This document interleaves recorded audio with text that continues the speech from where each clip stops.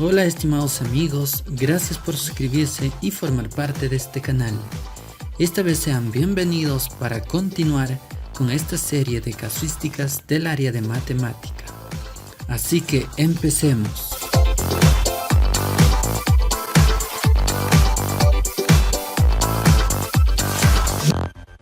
Número 21. Una docente ha registrado la masa de 6 estudiantes varones y 4 estudiantes mujeres. El promedio de las masas de los 6 varones es 66 kilogramos, mientras que el promedio de las masas de las mujeres es igual a 56 kilogramos. Pregunta: ¿cuál es el promedio de las masas de los 10 estudiantes? Alternativa A, 61 kilogramos. Alternativa B, 62 kilogramos. Alternativa C, 66 kilogramos. Para comprender los datos del enunciado, hagamos la siguiente tabla. Como son 6 estudiantes varones y su masa promedio es 66, multiplicando nos da un total de 396 kilogramos de masa total. Y aquí son 4 estudiantes mujeres y su masa promedio es 56, multiplicando nos da un total de 224 kilogramos. Ahora, sumando estas dos cantidades, es igual a 620 kilogramos que pesan en total los 10 estudiantes. Para saber el promedio de las masas de estos 10 estudiantes, tenemos que dividir 620 entre 10 y eso es igual a 62 kilogramos. O también pueden usar la fórmula de esta manera. Pueden sumar todas las masas de los 10 estudiantes y dividirlo entre 10. De esta manera, como 6 estudiantes tienen en promedio 66 kilogramos de masa, entonces se multiplica más 4 estudiantes mujeres y su promedio de masa es 56 kilogramos. De igual manera se multiplica y se divide entre 10. Ahora, haciendo las multiplicaciones, tenemos los siguientes resultados: 396 más 224 entre 10. Haciendo esta suma es igual a 620 entre 10. Y finalmente haciendo esta división será igual a 62 kilogramos. La alternativa correcta es la alternativa B. Número 22. ¿Cuál de los siguientes eventos tiene la mayor probabilidad de ocurrencia? Alternativa A, lanzar simultáneamente 2 dados no cargados y que en uno se obtenga un número par y en el otro un número impar. Alternativa B, lanzar simultáneamente 2 dados no cargados y que el producto de las cantidades obtenidas sea a lo más 10. Alternativa C, lanzar simultáneamente 2 dados no cargados y que la suma de las cantidades obtenidas sea igual o mayor que 8. Vayamos a analizar cada una de las alternativas. En la alternativa A, en primer lugar tenemos que calcular la cantidad de casos posibles. Entonces, al lanzar los 2 dados, en uno puede salir esta cantidad 1, luego en el segundo dado puede salir 1, puede salir 2, o 3, o 4, o 5, o 6. Si en uno de los dados obtengo esta cantidad 2, en el otro puedo obtener 1, esta cantidad 2, la 3, la 4, la 5 o la 6. Y así se va a repetir en todos los casos. Por lo tanto, la cantidad de casos posibles es 36. Ahora calcularé la probabilidad de que al lanzar esos 2 dados obtenga un número par y un número impar. Entonces hallemos los casos favorables. Al lanzar los 2 dados, yo puedo obtener en uno de ellos 2 y en el otro 1 o 3 o 5. Si en uno de ellos obtengo 4, en el otro puedo obtener 1, 3 o 5. Si en uno de ellos obtengo 6, en el otro puedo obtener 1, 3 o 5. Contando los casos favorables tenemos un total de 9 de 36. En la alternativa B, la cantidad de casos posibles también son 36. En este caso, calcularé la probabilidad de que al lanzar esos dos dados, el producto de las cantidades obtenidas sea menor o igual que 10. Entonces veamos los casos favorables. Si en un dado cae el número 1, en el otro dado puede caer el 1, el 2, el 3, el 4, el 5 o el 6. Al hacer la multiplicación 1 por 1 es 1, 1 por 2 es 2 y así sucesivamente hasta 1 por 6 que es igual a 6. Y como se pueden dar cuenta, el producto siempre es menor que 10 en este caso. Y los casos favorables hay 6. Si en uno de los dados obtengo el número 2, en el otro puedo obtener el 1, 2, 3, 4 o 5. Como ven aquí, la cantidad de casos favorables son 5. Si en uno de ellos obtengo el número 3, en el otro debo obtener 1, 2 o 3. La cantidad de casos favorables son 3. Y si en uno obtengo 4, en el otro debo obtener 1 o 2. En total los casos favorables son 2. Si en uno obtengo 5, en el otro solamente debo obtener el 1 y el 2. Porque 5 por 2 es igual a 10. Entonces sí cumple con esta probabilidad que se pide. Y finalmente, si en uno de ellos obtengo 6, en el otro, para que se cumpla esta probabilidad tiene que ser 1. Entonces solamente hay un caso favorable. Sumando todos estos casos favorables nos da un total de 19 casos favorables. Entonces la probabilidad de que el producto sea menor o igual que 10 es igual a 19 sobre 36. En la alternativa C, los casos posibles también son 36. Y la probabilidad que en este caso vamos a hallar es de que la suma de las cantidades obtenidas sea mayor o igual a 8. Los casos favorables tenemos los siguientes. Si en uno de los dados sale esta cantidad 6, para que sea igual a 8 yo le puedo sumar. Entonces en el otro dado solamente puede salir 2, o puede salir 3 o 4 o 5 o 6. Entonces la cantidad de casos favorables aquí son 5. Si en uno de los dados sale 5, para que cumpla esta probabilidad, en el otro dado debe salirme 3, 4, 5 o 6. En total entonces hay 4 casos favorables. Si en uno sale el número 4, en el otro debe salir el 4, el 5 o el 6. En total, como ven, son 3 casos favorables. Si en uno sale la cantidad 3, en el otro, para que se cumpla esta probabilidad solamente tienen que salir el 5 o el 6. En total 2 casos favorables. Y si en uno sale el número 2, en el otro tiene que salir el número 6, porque 2 más 6 es igual a 8. En total hay un caso favorable. Sumando estos casos favorables nos da un total de 15. Entonces la probabilidad de que al lanzar esos dos dados no cargados, la suma de sus cantidades sea mayor o igual que 8 es igual a 15 sobre 36. Por lo tanto, la alternativa correcta es la alternativa B, 19 sobre 36. Número 23. Manuel tiene una caja con 4 bolas azules y 5 bolas rojas. Todas las bolas son del mismo tamaño, masa y textura.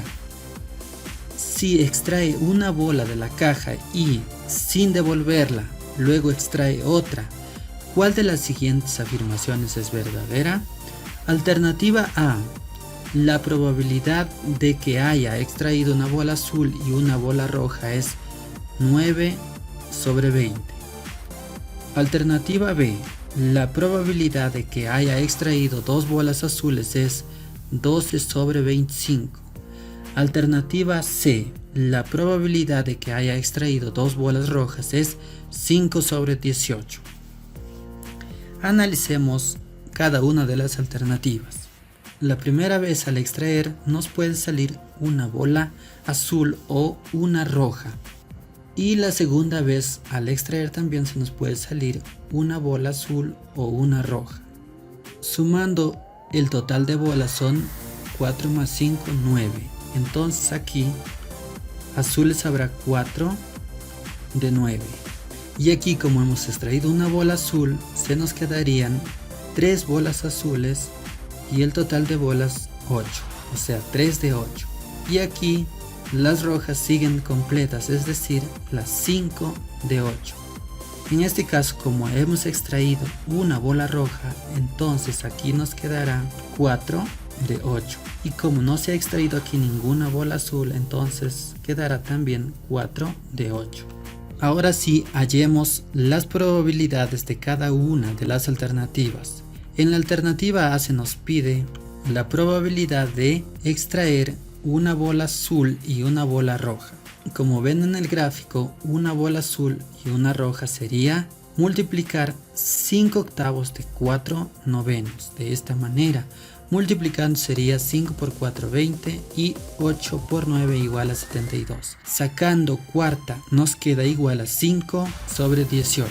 Por lo tanto, la alternativa A es incorrecta. Vayamos a la alternativa B. En la alternativa B se nos pide la probabilidad de obtener una bola azul y una bola azul, o sea, 2 bolas azules. Y como ven, esa probabilidad es 3 octavos de 4 novenos.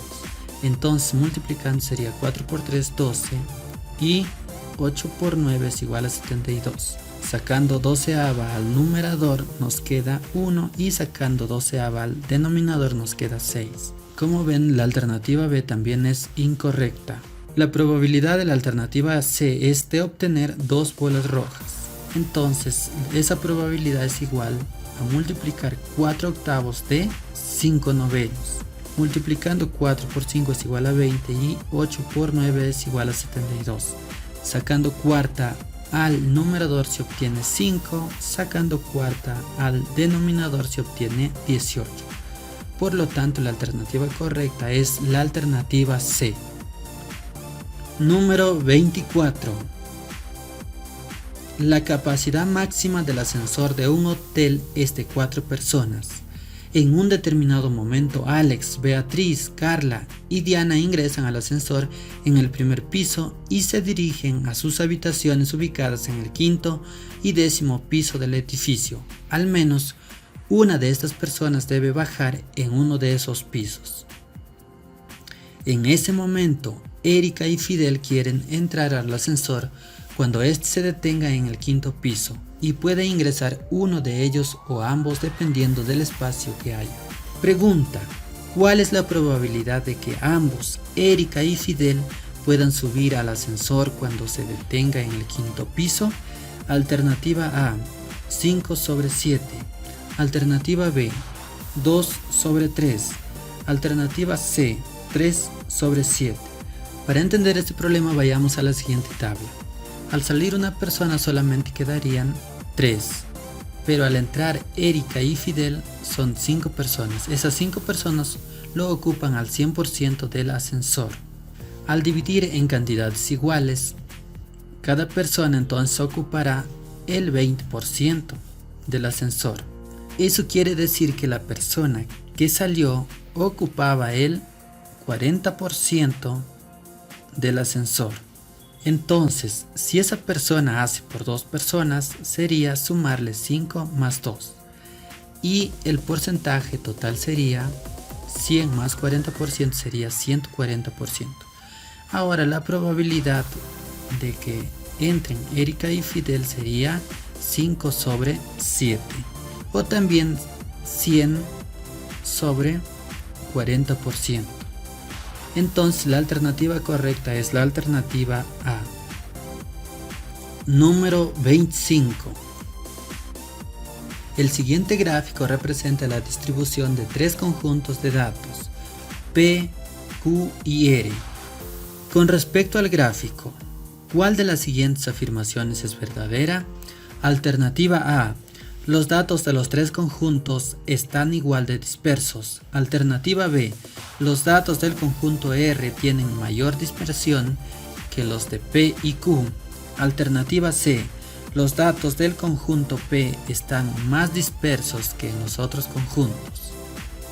Estos gráficos, como ven, pertenecen a la distribución de la kurtosis. El gráfico de P pertenece a una distribución leptocúrtica. Este gráfico de Q pertenece a una distribución mesocúrtica y R pertenece a una distribución platicúrtica.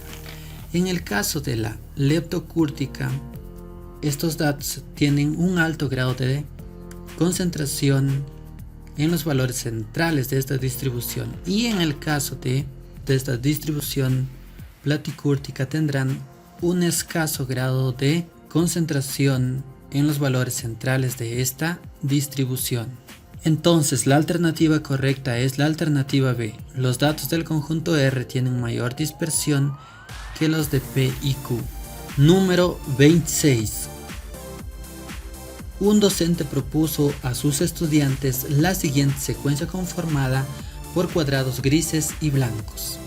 Pregunta: ¿cuál de los siguientes grupos de preguntas es pertinente para que los estudiantes generalicen simbólicamente la cantidad de cuadrados blancos y grises de cada figura en la secuencia? Alternativa A: ¿cuántos cuadrados más de cada tipo hay entre la figura 1 y la figura 2?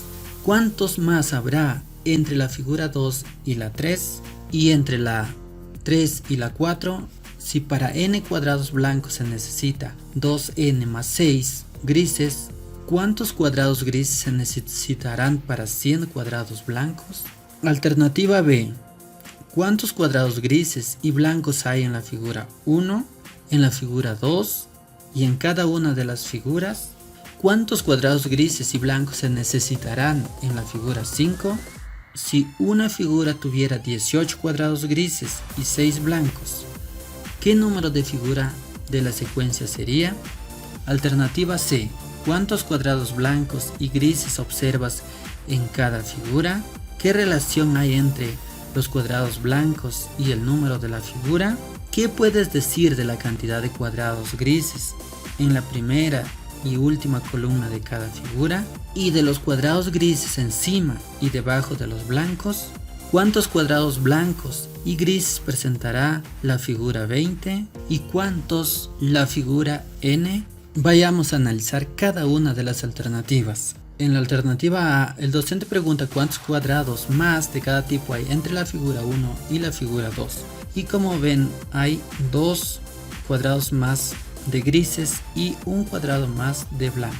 Y entre la figura 2 y 3 hay una diferencia de 2 cuadrados grises y un cuadrado blanco. Entre la 3 y la 4 también hay una diferencia de 2 cuadrados grises y un cuadrado blanco.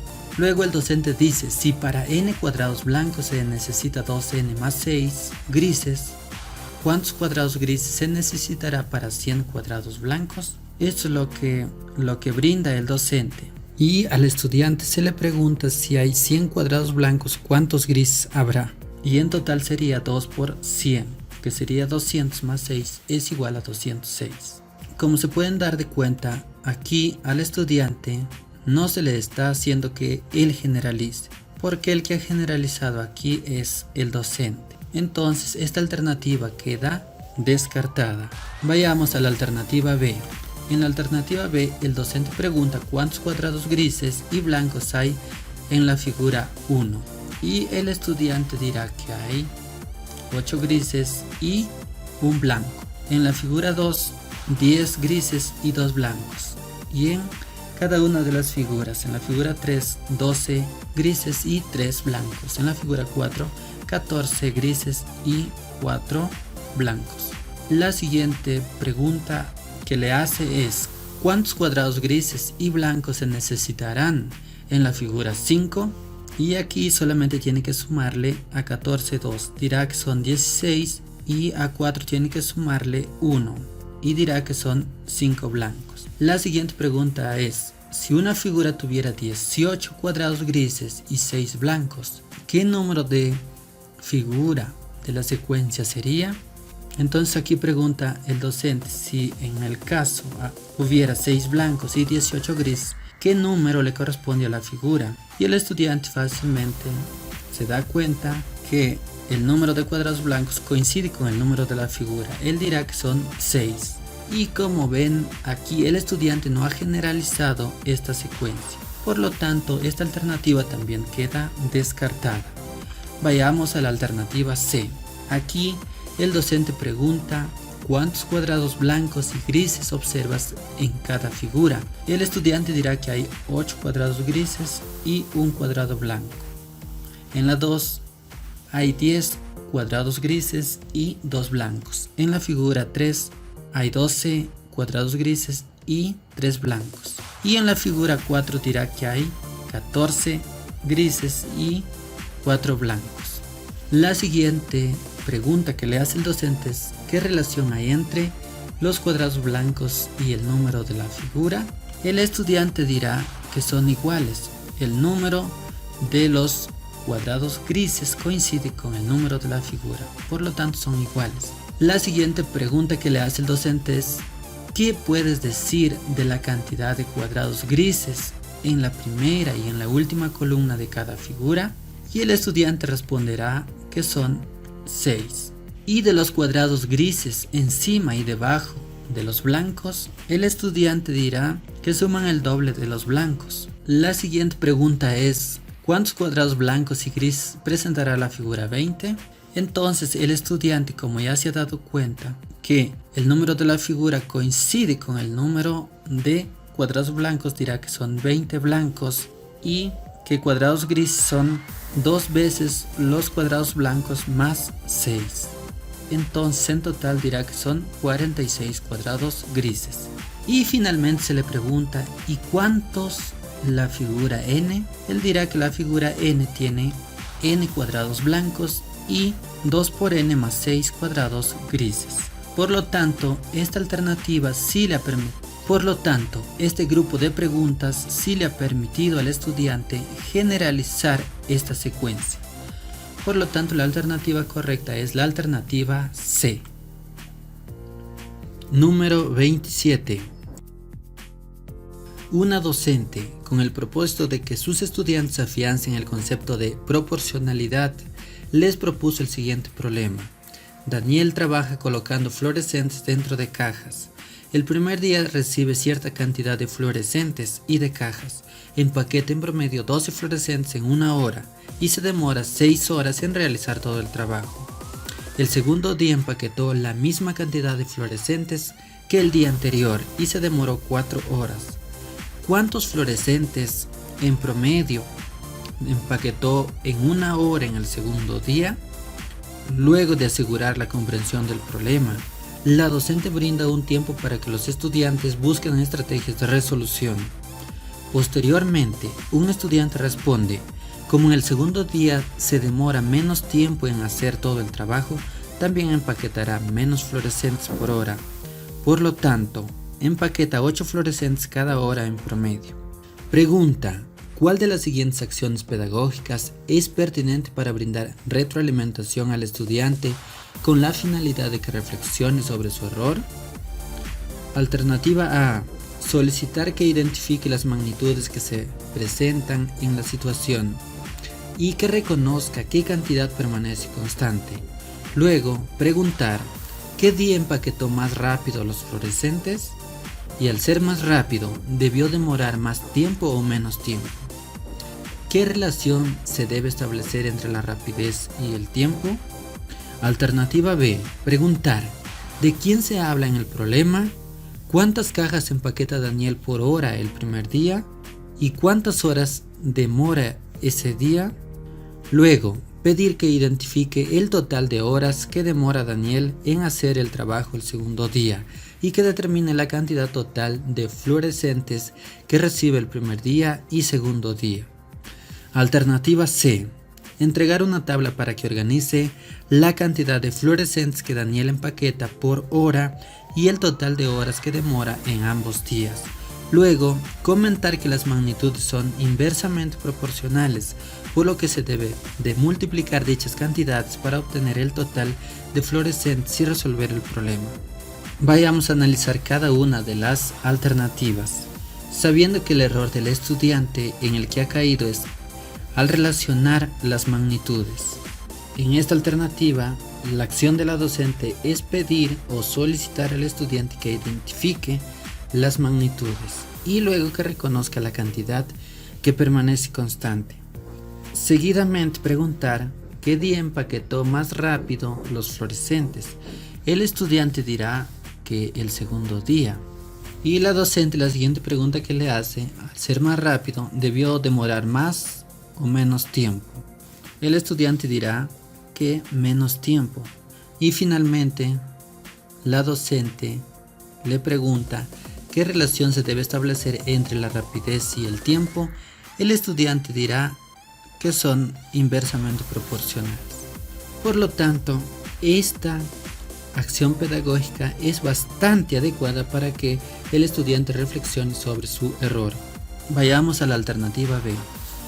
En la alternativa B, la acción de la docente es primero preguntar de quién se habla en el problema. El estudiante dirá de Daniel. Luego le pregunta cuántas cajas empaqueta Daniel por hora el primer día. Él dirá que 12. Y luego le dice cuántas horas demora ese día. El estudiante dirá 6. Después la docente le pide que identifique la cantidad de horas que demora en hacer ese trabajo el segundo día. Él dirá que son 4. Y le pide que determine la cantidad de fluorescentes que empaquetó el primer día y el segundo día. Y como ven, esta acción pedagógica no es adecuada para que el estudiante reflexione sobre su error, porque el estudiante tiene problemas al relacionar las magnitudes. Y lo que se le pide aquí es que encuentre la cantidad de fluorescentes que empaquetó el primer día y el segundo día. Entonces esta alternativa queda descartada. En la alternativa C, lo que hace la docente es entregar esta tabla de esta manera para que el estudiante organice los datos, tales como la cantidad de fluorescentes, las horas que demora el primer día y el segundo día. Y luego lo que hace la docente es decirle al estudiante que estas magnitudes son inversamente proporcionales y por lo tanto se debe multiplicar para obtener la cantidad de fluorescentes, y de esa manera el problema está resuelto. Y como ven, lo único que ha hecho el estudiante es organizar los datos y hacer cálculo, pero no ha reflexionado porque son magnitudes inversamente proporcionales. Por lo tanto, esta alternativa también queda descartada. Entonces, la alternativa más adecuada para que el estudiante reflexione sobre su error es la alternativa A. Número 28. Alberto compró cierta cantidad de pesas de 10 kilogramos y de 30 kilogramos. Él colocó las pesas que compró en 2 cajas. Puso la misma cantidad de pesas de 10 kilogramos en cada caja y era lo mismo con las pesas de 30 kilogramos. Si hubiera comprado una pesa más de 10 kilogramos y una pesa menos de 30 kilogramos, hubiera adquirido en total un peso menor que 100 kilogramos. Y si hubiera comprado una pesa menos de 10 kilogramos y una pesa más de 30 kilogramos, hubiera adquirido en total un peso mayor que 110 kilogramos. Pregunta: ¿cuántas pesas en total compró Alberto?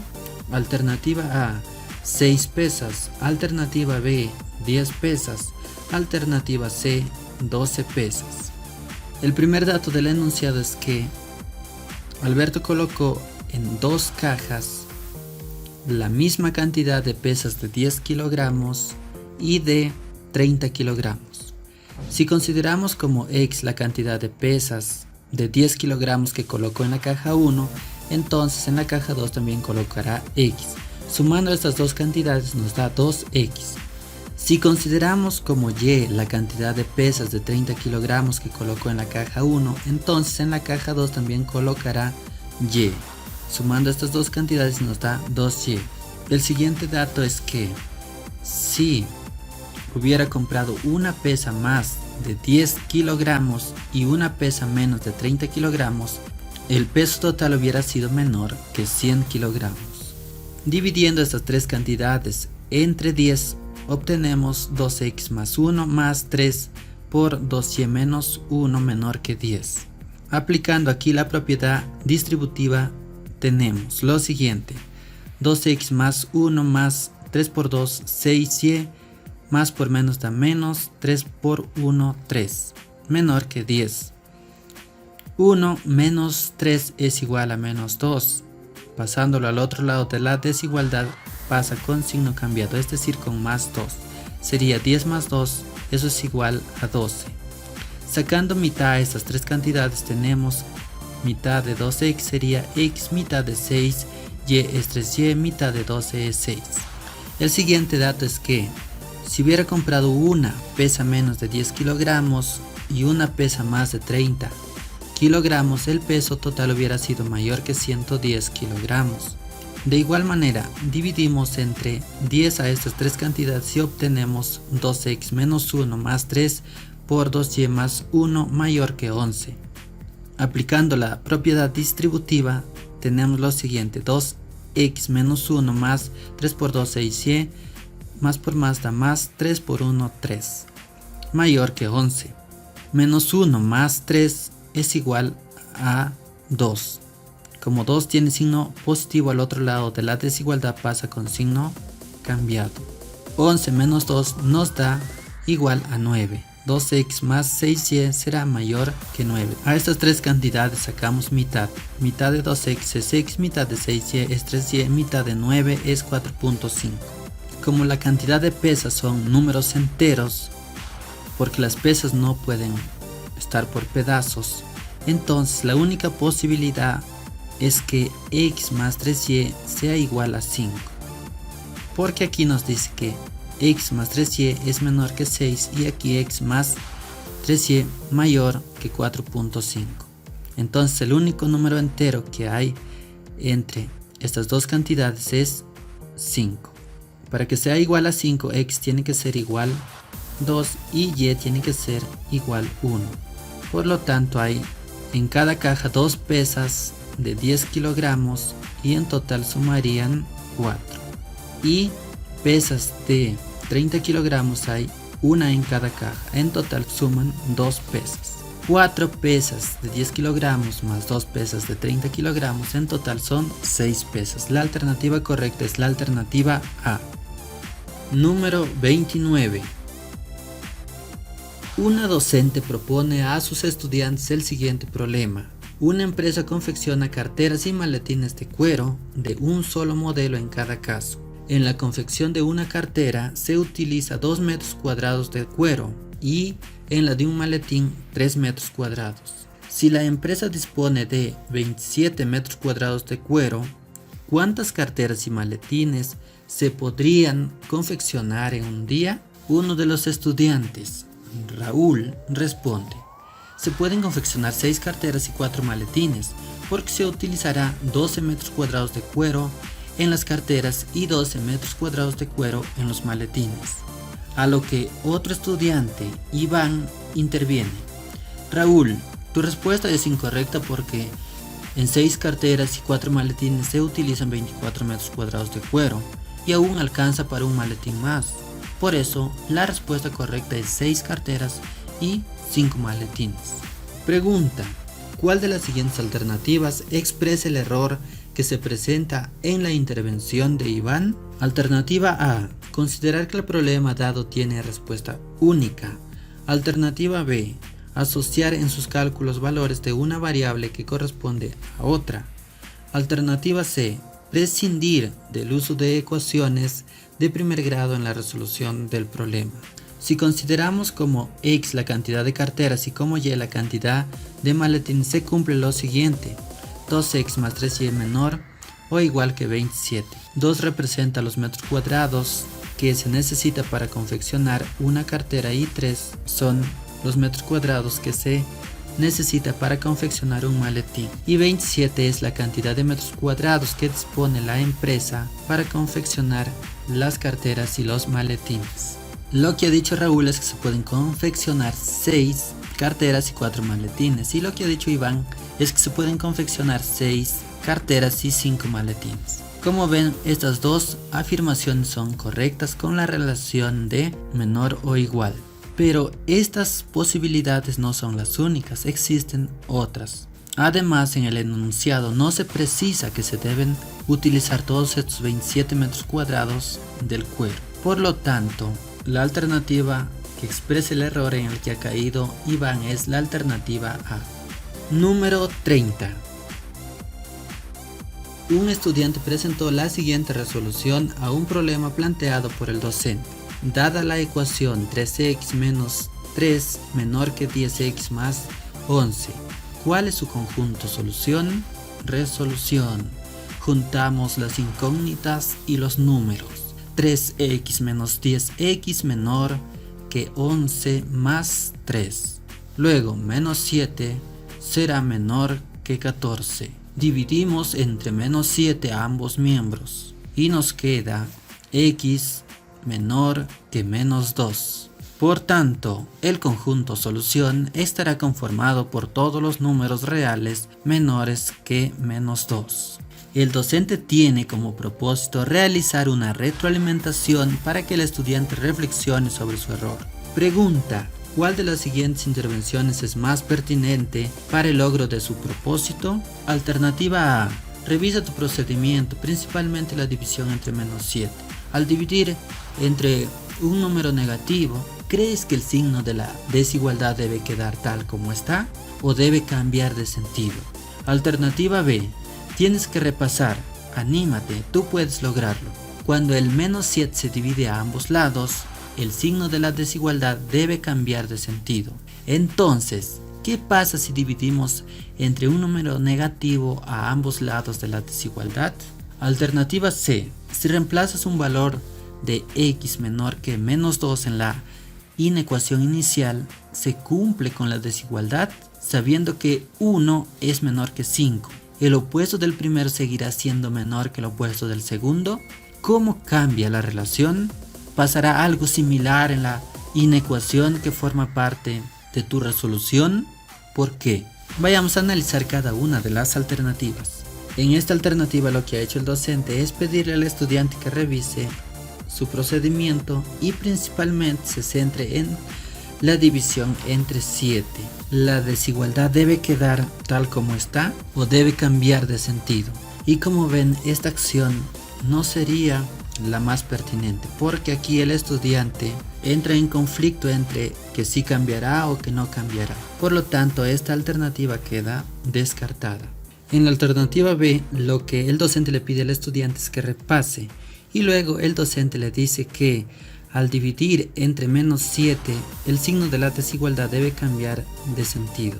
Y finalmente le dice qué pasa si dividimos entre un número negativo a ambos lados de la desigualdad. Y aquí el estudiante también entra en conflicto porque puede pensar que cambia o que no cambia en algunos casos. Por lo tanto, esta alternativa también no es la más pertinente para que el estudiante reflexione sobre su error. Vayamos a la alternativa C. En la alternativa C lo que hace el docente es pedirle al estudiante que reemplace el valor de x menor que menos 2 en la inecuación inicial. Y luego le pregunta, ¿se cumple con la desigualdad? El estudiante al resolver dirá que sí o que no.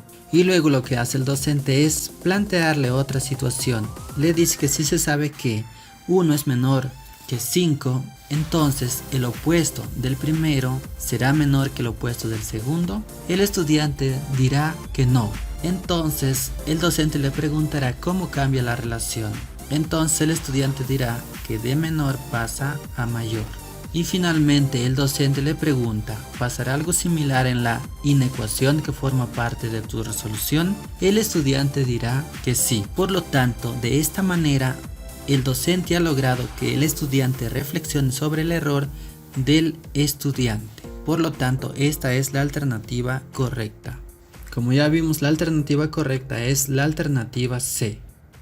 Muchas gracias por llegar al final de este vídeo. Puedes darle like y compartirlo en tus redes sociales. También puedes suscribirte y activar la campanita de notificaciones.